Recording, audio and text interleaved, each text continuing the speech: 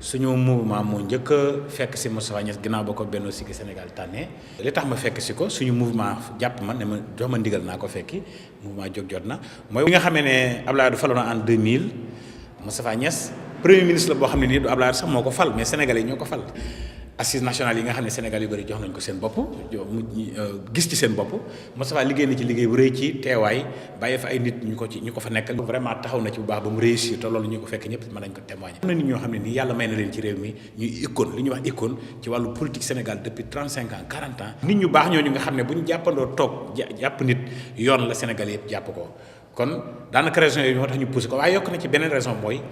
damay def appel homme d'affaires Sénégal ne jàppale Moustapha Niasse. investisseurs yi nekk bitim réew ñu ngi leen di wax ñu bàyyi xel ci Moustapha Niasse te xam ne bu jotee réew mi jàmm dana fi am développement économique dana fi am réew mi dana tegu ci yoon croissance dana am parce que candidat yëpp su leen boolee amu ci kenn ku xam business ak milieu des affaires ak économie ku romb Moustapha